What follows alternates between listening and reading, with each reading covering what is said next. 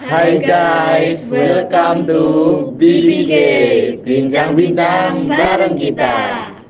Disclaimer dulu ya, kita di sini membuat podcast hanya untuk menyelesaikan tugas dari guru bahasa Indonesia. Jadi, kita tidak bermaksud menyinggung pihak manapun. Dan jika ada pihak yang tersinggung, kami mohon maaf. Perkenalkan, gue Ali Faris Lanova. Gue Habibah Humaira. Gue Muhammad Adar Ghaffari. Dan gue Reza Brilian Akbar. Kali ini kita akan bincang-bincang tentang yang lagi tren di media sosial, yaitu kenapa sih banyak perempuan yang takut untuk menikah atau tren married is scary. Nah, bener tuh, akhir-akhir ini banyak banget perempuan yang upload di media sosial tentang ketakutan mereka untuk menikah. Kenapa mereka takut buat nikah? Emang nyeremin? Sebenarnya bukan karena nyeremin secara penglihatan sih, lebih ke nyeremin secara mental karena mereka salah pilih pasangan. Salah pilih pasangan? Maksudnya? Kan mereka sendiri yang pengen nikah. Jadi gini, kalian pasti pernah pacaran kan? Nah, waktu PDKT sama waktu pacaran, sikap pacar kalian ada yang beda nggak? Kayak misalnya waktu yang PDKT, dia tuh perhatian banget, tiba-tiba waktu pacaran, cuek dan acuh sama kalian. Nah, itu salah satu contoh yang membuat mereka ngerasa salah pilih pasangan waktu udah berumah tangga. Oh. Selain itu, karena rata-rata laki-laki itu masih menganut budaya patriarki, yang ngebuat para perempuan makin ngerasa salah pilih pasangan.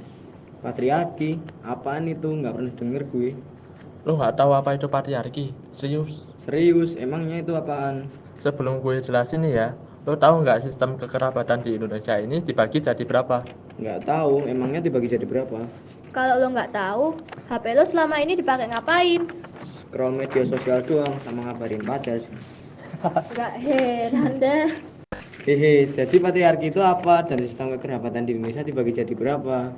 Sistem kekerabatan di Indonesia itu dibagi jadi 3, yaitu bilateral atau parental, patrilinealis atau patriarki, dan matrilinealis atau matrilineal. Perbedaannya apa? Gue jelasin satu-satu dulu ya.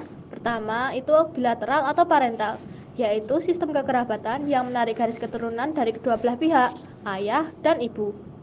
Dalam sistem ini, kedudukan anak laki-laki dan anak perempuan dalam hal mewaris adalah sama atau setara. Oh, jadi kedudukan anak perempuan atau laki-laki itu sama ya? Bener, 100 buat lo. Kalau patrilinealis atau patriarki tadi apa?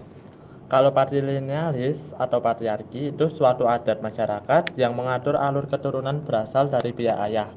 Jadi, kedudukan anak laki-laki dan ayah jauh lebih tinggi daripada anak perempuan dan istri. Oh, terus matrilinealis apa dong? Garis keturunan ibu gitu? Yap, bener. Matrilinealis atau matrilineal itu suatu adat masyarakat yang mengatur alur keturunan berasal dari pihak ibu. Kebalikan dari yang patrilinealis tadi, kedudukan ibu dan anak perempuan jauh lebih tinggi daripada ayah dan anak laki-laki. Oh, jadi gitu. Oh iya, suku apa aja yang masih nerapin budaya itu? Mau yang mana dulu nih? Urut aja deh, dari parental, patriarki, terus matrilineal. Oke, dari parental dulu nih ya. Bukan suku, tapi daerah. Karena waktu gue riset, nggak ada kalau suku. Pertama, ada masyarakat Pulau Jawa, masyarakat daerah Madura, masyarakat daerah Kalimantan, dan masyarakat daerah Sulawesi dari hasil riset gue di fahum.umsuh.ac.id. Kalau suku yang nerapin budaya patriarki ada suku Minahasa di Sulawesi, suku Rejang di Sumatera, suku Batak di Sumatera Utara, suku Aceh di Provinsi Aceh, suku Gayo di Aceh bagian tengah, suku Sangir di Kepulauan Nusa Utara, dan suku Nias di Pulau Nias, menurut riset di Wikipedia. Nah, budaya terakhir nih, yaitu matrilineal. Suku yang masih nerapin budaya matrilineal ada suku Minangkabau di Sumatera Barat, suku Goro di India, suku Mosua di Cina, suku Hopi di Amerika Serikat, dan yang lainnya menurut riset di Wikipedia. Oh, jadi gitu. Ternyata masih banyak ya. Sekarang nih ya, solusi apa yang bisa kita kasih biar para perempuan itu nggak takut buat nikah dan berumah tangga, serta kesimpulan dari pembahasan kita. Solusi dulu ya, mungkin dari sisi laki-laki dulu. Sebisa mungkin jangan anut budaya patriarki. Mungkin di sisi laki-laki itu menguntungkan, tapi di sisi perempuan itu merugikan. Lebih baik anut budaya bilateral atau parental, karena itu adil antara laki-laki dan perempuan. Selain jangan nganut budaya patriarki, mereka juga harus siapin dana buat masa depan. Entah itu untuk buat lahiran anak, sekolah anak, kebutuhan sehari-hari, dan lain-lain. Dan juga untuk perempuan, agar tidak salah dalam memilih pasangan, kita harus bisa menganalisa sifat pasangan sebelum menikah.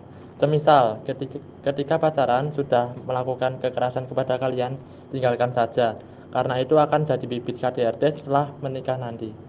Dan kesimpulan dari pembahasan kali ini adalah masing-masing sistem memiliki cara yang berbeda dalam menentukan peran, tanggung jawab, dan garis keturunan dalam keluarga. Setiap sistem juga memiliki dampak yang berbeda terhadap dinamika sosial, budaya, dan pembagian kekuasaan dalam masyarakat. Sampai sini dulu episode kita. Sampai jumpa di episode selanjutnya. See you next time.